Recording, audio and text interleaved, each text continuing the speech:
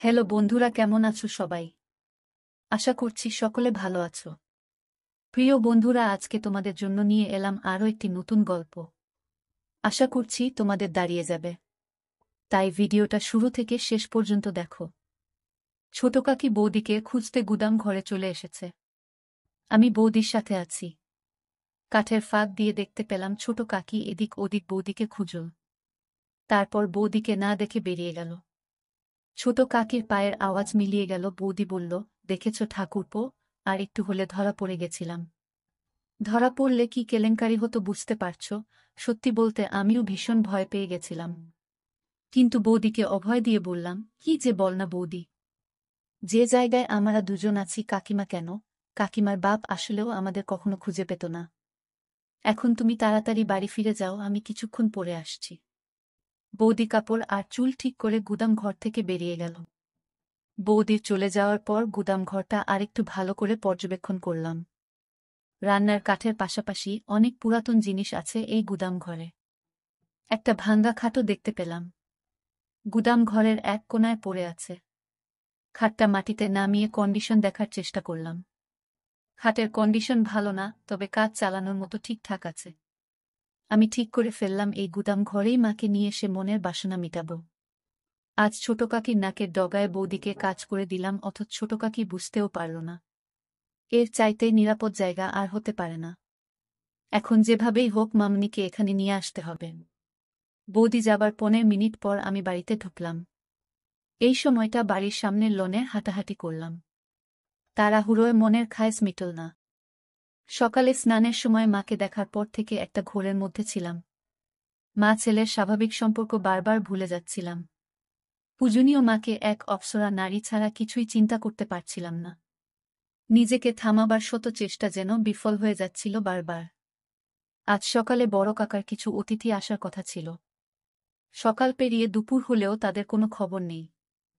দুপুরের শেষ দিকে মা আর নোলক দিদিকে পুকুর ঘাটে গোসল করতে দেখলাম। মা যখন পুকুর ঘাট থেকে উঠে এলো তখন আমি চিলেকোঠায় বসা।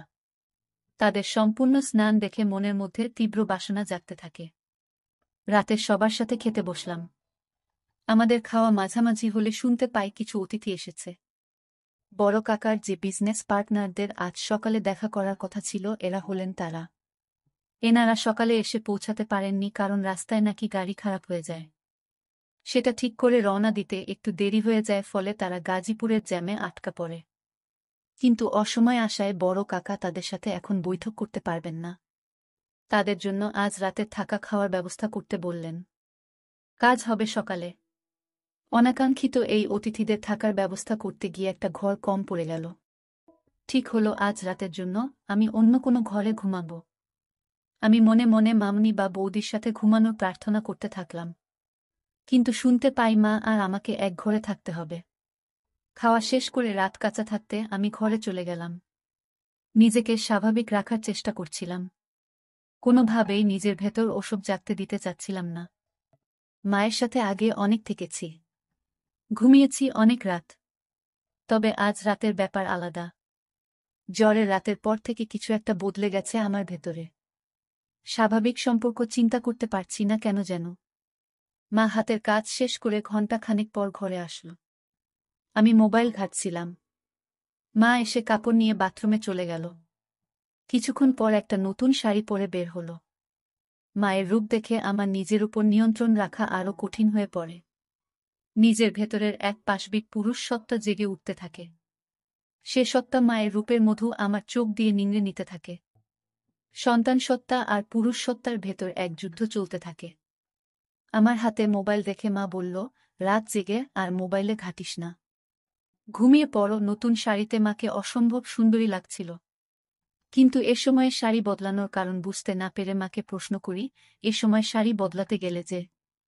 আর বলিস না, তোর বড় কাকি থালা বাসন ধুতে গিয়ে শাড়িতে তরকারি ফেলে দিল।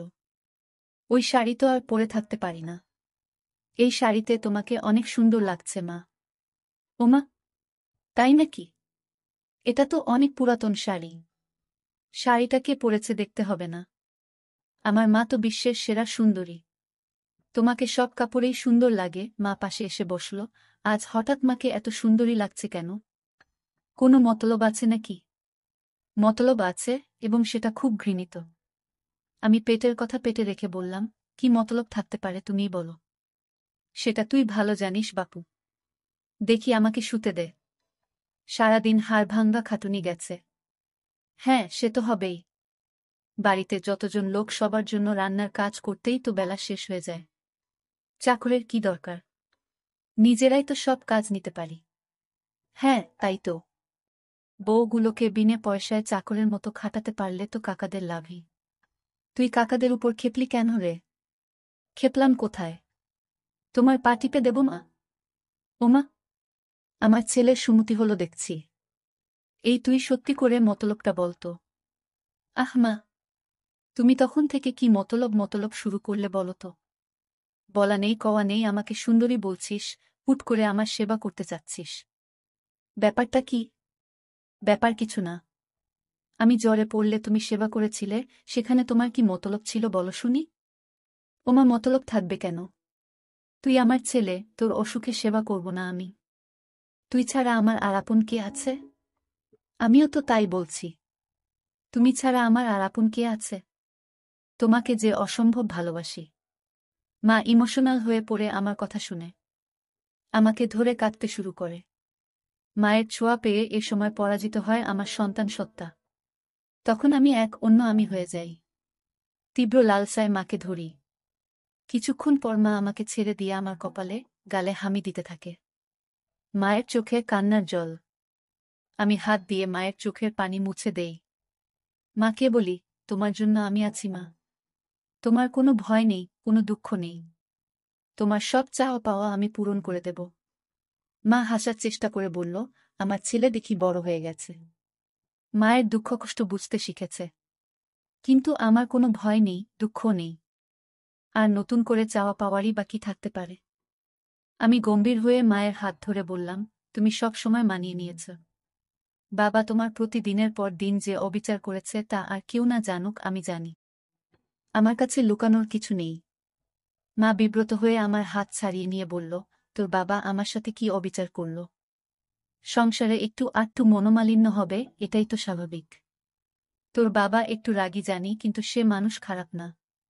আমি মায়ের একটা গালে হাত দিয়ে বললাম, আমার জন্মের পরে বাবা তোমাকে ছুঁয়ে দেখেছে কি আদৌ?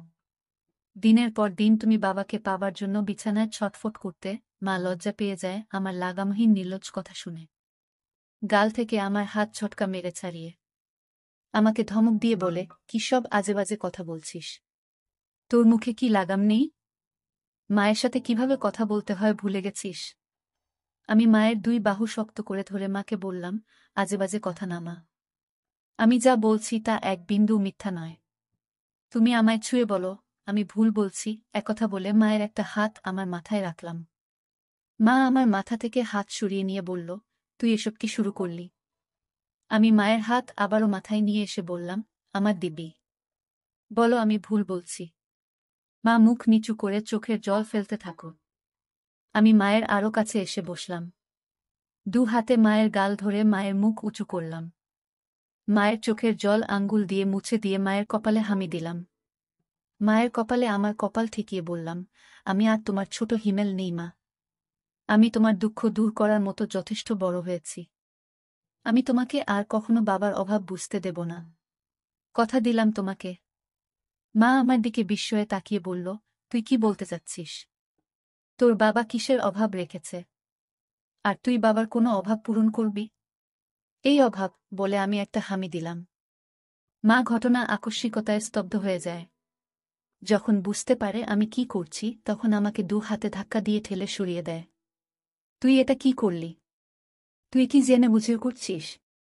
তুই পাগল হয়ে গেছিস। মা তার চেহারা দু হাত দিয়ে ঢেকে কাঁদতে লাগল। একটু পর মুখ তুলে আমার দিকে রক্তবর্ণ চোখ করে বলতে লাগল, দূর হ আমার চোখের সামনে থেকে। তোর মতো কুলাঙ্গার জন্ম দেওয়ার আগে আমার মরণ হলো না কেন?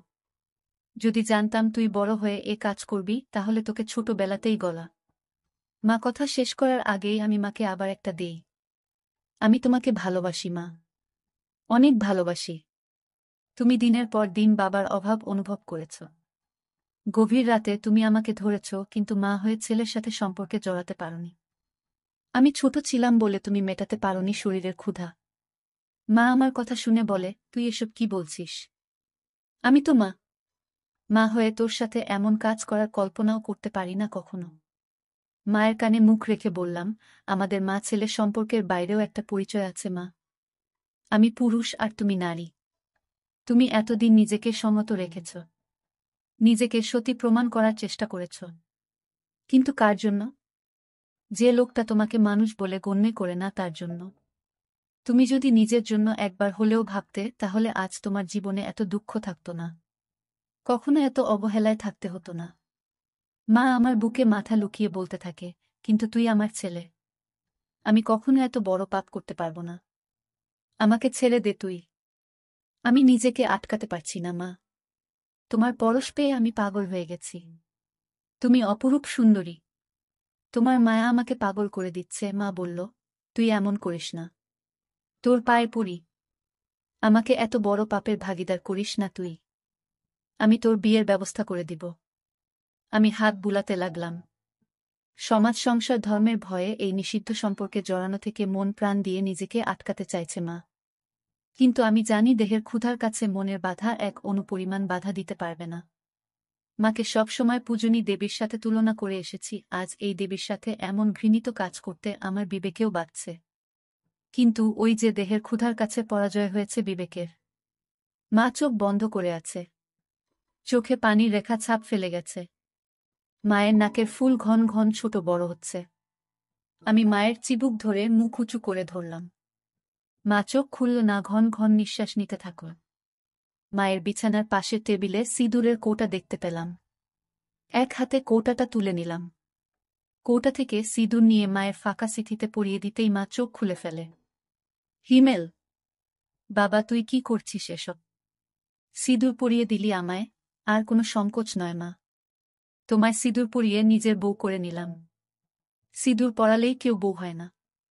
সমাজের সামনে অগ্নিকে সাক্ষী করে ৭ পাক ঘুরতে হয়।